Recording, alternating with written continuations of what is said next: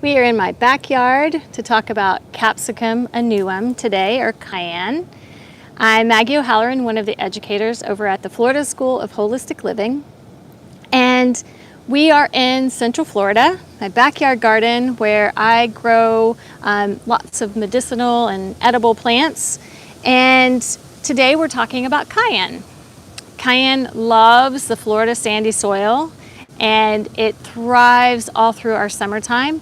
There are a lot of plants that grow in a lot of other places on this land, or country I should say, the United States, north of Florida through the summer. But in Florida during the summertime we have to be really mindful of the really hot days and the high humidity and our afternoon thunderstorms that can really be hard for a lot of plants to grow and thrive here.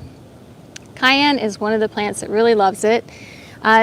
Medicinally, we use the cayenne fruit or the berry, and I have a whole jar of them over on my table, so let's go over and check out some of those berries.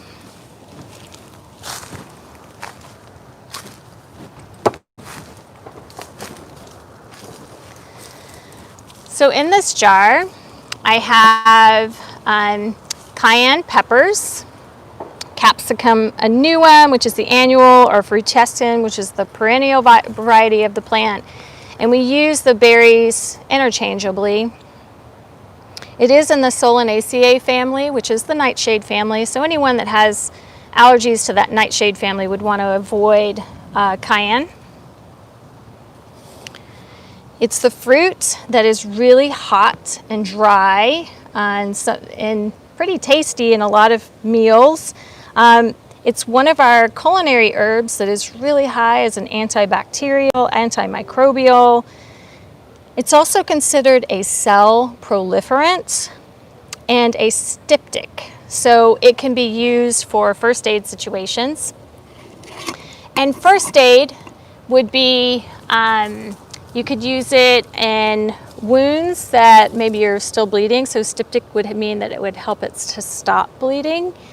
And some herb books would tell you just to sprinkle a little of the cayenne powder in that, but I'd be worried about little pieces of plant material in an open wound.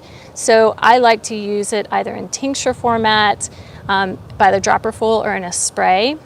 Just be mindful that cayenne is as hot as it is in your mouth, it is on the skin. For some people, it can be a little too hot.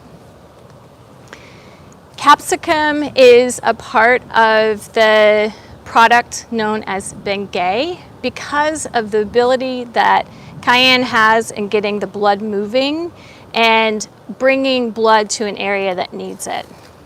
Stephen Herod Buhner has this book called Herbal Antibiotics, and it talks about the power of cayenne as an antimicrobial, but it also talks about the cayenne as a useful liniment. Now the liniment is a wonderful, as a liniment, it's a wonderful circulatory stimulant. It's also anti-inflammatory, and liniment is a term that is used for topical herbal preparations, typically for things like sore muscles or other muscular discomforts. And as you know, the product Bengay can be used on those joints for arthritis discomfort, and you could make your own without all the other extra ingredients. It is hot and spicy, so remember that if you're thinking of using it on your skin. And Stephen Buhner recommends using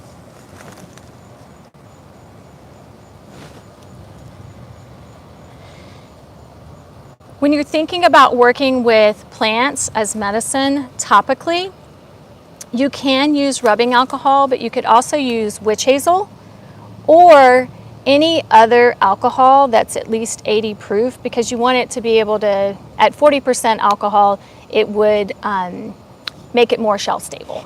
So if you tincture it in vodka, it would be a little bit stickier, but you could also use it internally if you wanted to, because witch hazel and alcohol should never be, and rubbing alcohol should never be consumed internally. Internally, I really like to use the antimicrobial qualities and the really strong cootie fighting qualities of cayenne in my regular everyday cooking from South Louisiana, I like things spicy, so it's really nice to add it there. But cayenne can be really nice in tea blends to spice things up a bit. Its circulatory stimulant qualities mean that it really helps the blood get to the brain and help you think clearly. And I find that cayenne in a tea can be as stimulating as a cup of coffee sometimes.